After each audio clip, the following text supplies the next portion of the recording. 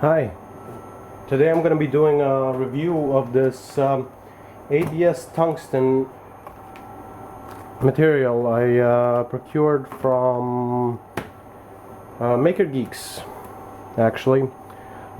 They were on Reddit, they were giving away some samples. This stuff is fairly expensive. If I'm not mistaken, it's roughly $80 for half a kilo of it, but it does weigh a lot. So half a kilo of this stuff is actually a lot less than a full 1 kilogram spool as far as volume is concerned, but it's a lot denser because, well, it has tungsten in it. It says it's made in the US. Plus or minus 100 micron is the tolerance of it, which I find right in line with the filament I use in my normal everyday 3D printing. As you may probably know, I've mentioned it before, I only print with ABS based materials, so this was right up my alley. I mean, some of these things are actually quite interesting, like the high density option of it. This would be a great filament for let's just say you want to create some sort of a weight for some project you're doing, and that's exactly what I'll be doing with this. I'm creating a weight for my record table, so it'll actually put some weight on to the records, prevent slippage and so on and so forth, and also regulate the speed a bit. It says it simulates metal for better weight and balancing. There's no lead, and there's also colors available. This is in gray, as far as I can tell. It's gray. I haven't opened the box yet. There's a desiccant packet in there. This is roughly 100 grams of this stuff, and there's a nice booklet that comes with it. Some of the things that I've kind of wondering about is the recommended printing temperature, 200 to 230 Celsius. On my own machine, usually 230 Celsius is the beginning point for ABS, and then I take it from there. Maybe it's my calibration. I've checked it with the probe. 230 Celsius is 230 Celsius. At least maybe my probe is out of calibration. I'm not sure. It's saying the recommended print speed for tungsten is 40 to 90 millisecond. And there's also a bismuth filament, I guess, which is 30 to 50 millisecond. It says it will wear down your brass nozzles. It says to use a heated bed, and it also says to use ABS acetone slurry, which is what I use anyway. I use a goop, not a slurry. It says you might want to increase the flow rate by 5 to 10%. I do that with normal ABS regardless. If oozing occurs, nozzle temperature may be too high, or maybe the print speed's too low. To start off, I'm going to actually open it for the first time. This has been here for at least 2 weeks at my house. I haven't been able to do this review just yet. So open it, and the first thing is it actually feels very grainy as a material.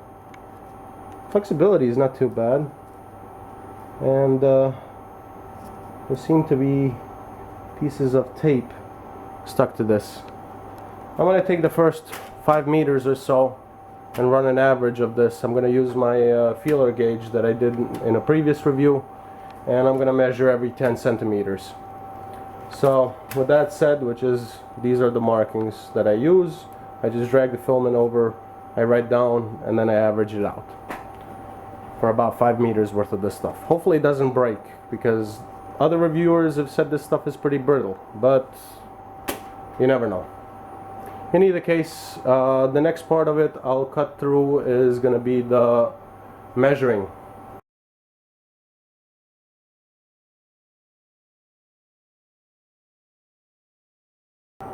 Alright, so I took out about a measurement. I wasn't going to do 5 meters on this. It's a waste of time. It's within specification. I did about 1.5 meters of it, and the actual dimension, the average of 1.5 meters every 10 centimeters, 100 millimeters if you will, is 1.7325. That's well within specifications. It's a little undersized for 1.75, but I can understand that.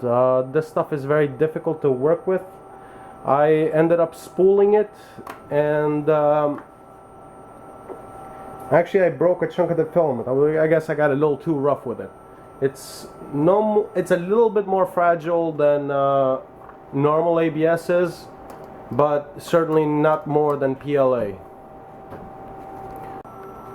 I figured I'd cover this as well. This is my modicum extruder up here. It's been going strong for many hundreds of hours. There's no play in the bearings, nothing, and it's been very, very accurate.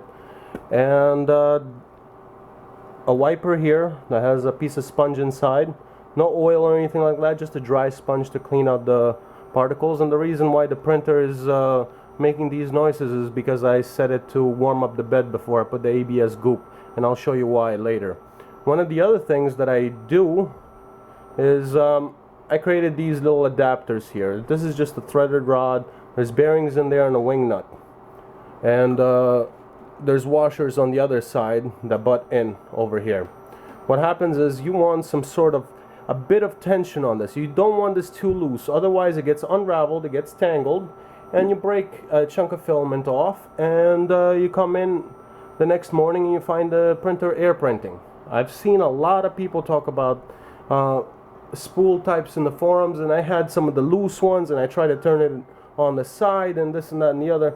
This allows me to create the tension that I want by literally destroying a set of roller skate bearings. But the good news is these bearings have probably been doing this for about 1,000 hours, and yes, they're loose, and yes, they leak in grease and all that and the other, but they're sacrificial. They're about, what, 30 cents a piece? They're worth it. When they disintegrate completely, I'll put in another set in there and call it a day. But in either case, running this wing nut axially loads the balls inside the bearings in an axial manner, and yes, it does grind them, but this is not moving at high speed regardless, so it puts just enough tension on this.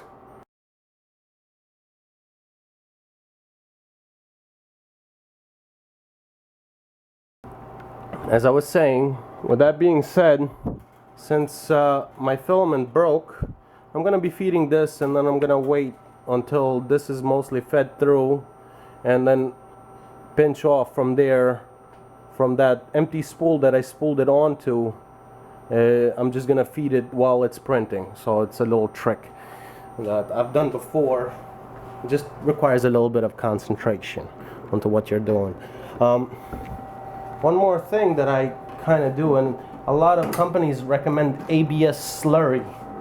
I use goop, and the reason for it is simple. I want my hot end to dig in, and what I do is I preheat the bed to a higher temperature, and then I put the goop on there like so, and the goop is really the consistency of pudding, and there is no law against reusing the dried up goop.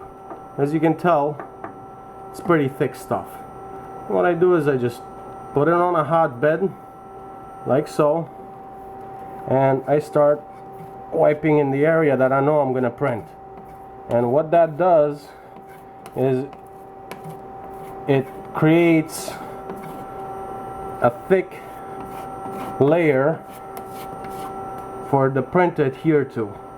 This allows me to print stuff that's the size of the bed. Even though I have a semi-closed heated chamber here, which I will be closing at a later date,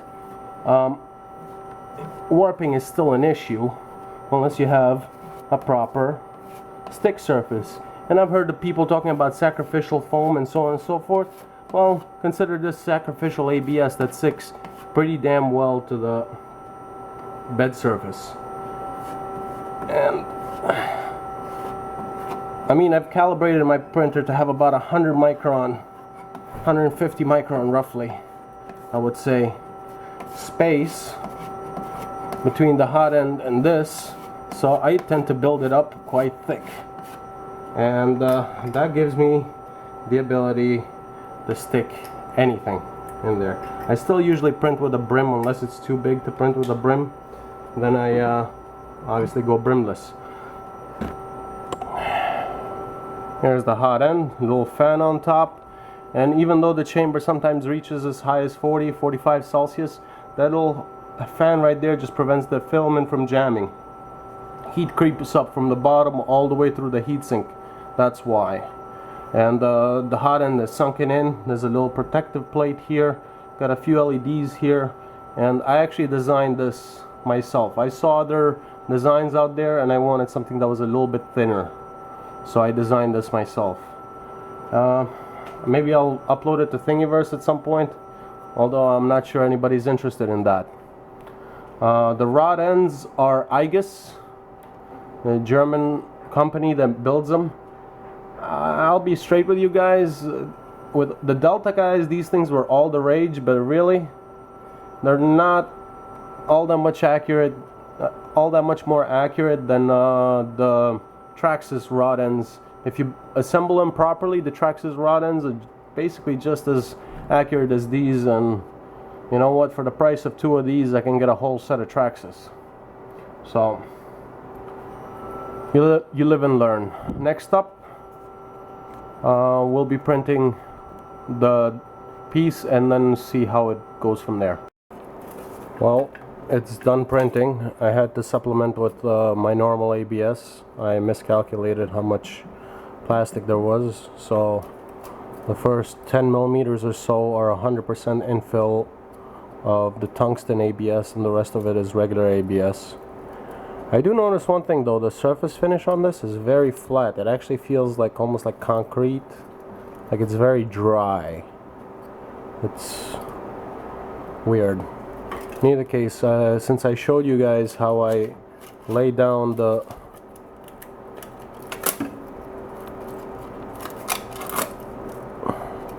goop, I'm also going to show you how I take it off. I use one of these razors. It's basically a straight through blade. Let me not cut myself on video, but I usually use a pair of pliers and pull it out and replace these every once in a while. It lasts pretty long, but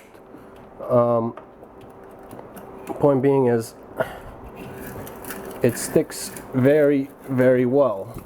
So what I do is I'll scrape around this thing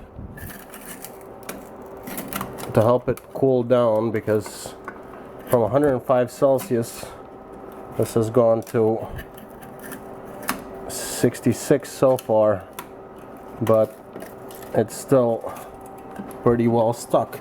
So what I usually do is I sneak up on it from the sides, and a lot of times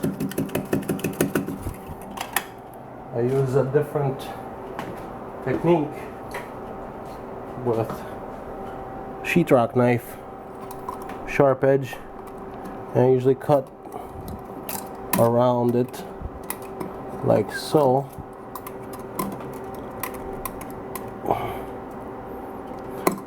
The whole point with ABS is you gotta get it to stick well. Once you get it to stick well, I mean, sometimes I leave prints overnight and the printer I shut it off. After it's done, I just leave it in there. It's usually a lot easier to pull off afterwards. But in this case, I'm not in a bit of a hurry. This thing is still warm and it won't let go. So I'm gonna force it a bit. Hopefully I don't crack the bed. So I'll just force the flat blade in there, a little bit at a time.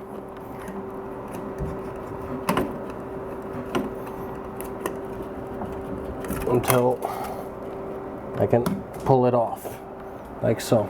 And yes, that's the bottom finish. It almost looks like granite or marble, but since it's a very thick layer, this is perfectly flat. It's glass flat, and good lord, does this thing weigh a bit. It's actually pretty damn heavy. It's exactly what I was looking for. So on the next cutaway, I'm gonna show you the finish of it, a little bit closer, and then I'm going to start polishing it. This is a record player weight, so it's going to go right on top of the spindle, and it holds down the record.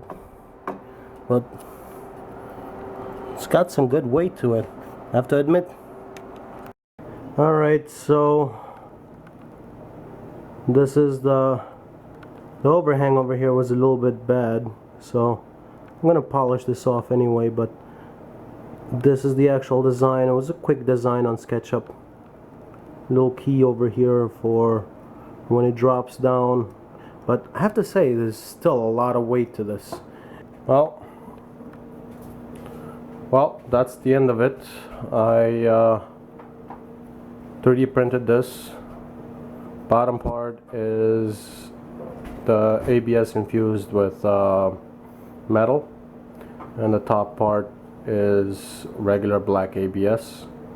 It polished almost the same way normal ABS does. I left the bottom layer because the first layer was actually regular ABS that I used, because I didn't know how much of this stuff was there.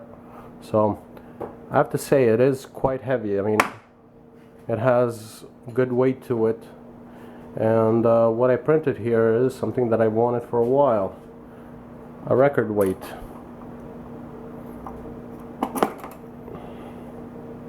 And that will hold the weight for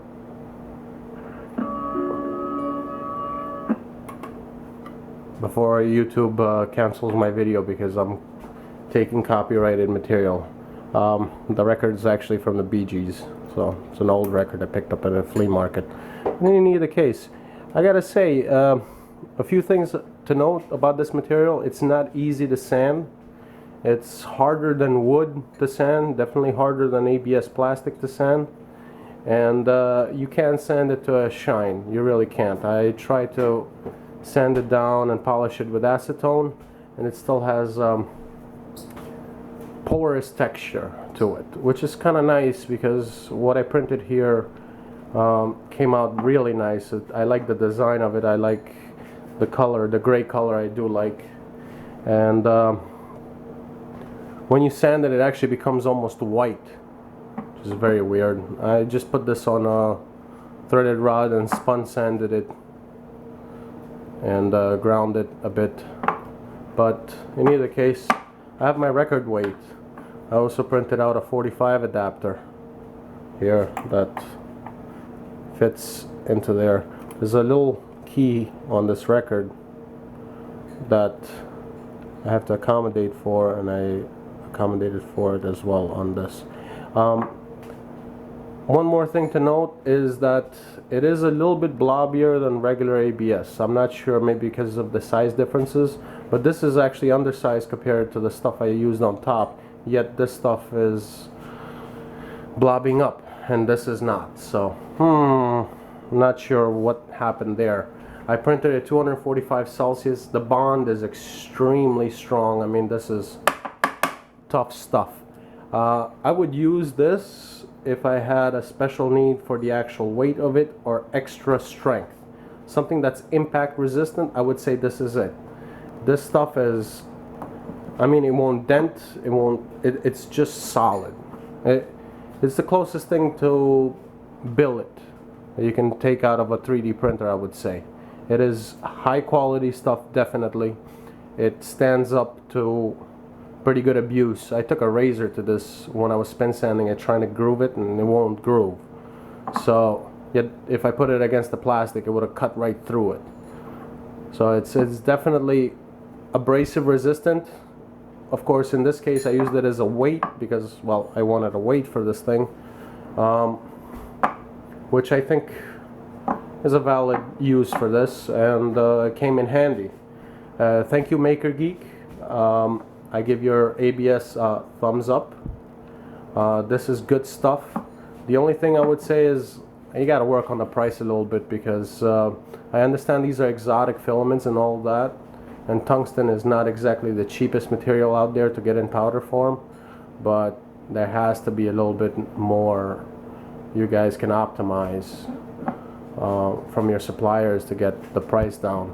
I would I would and will most likely buy this stuff again whenever I have the need for something that has these properties, which is hardness and weight. If I was gonna print out gears, this would be probably my number one choice for material, because you have a heat resistance of ABS, which is pretty good, as well as the wear resistance of tungsten in here. And I mean, I haven't tried it because I don't have enough filament, but I'm betting you if I designed a blade, I can probably use this as a grinding stone and it probably will carve up steel.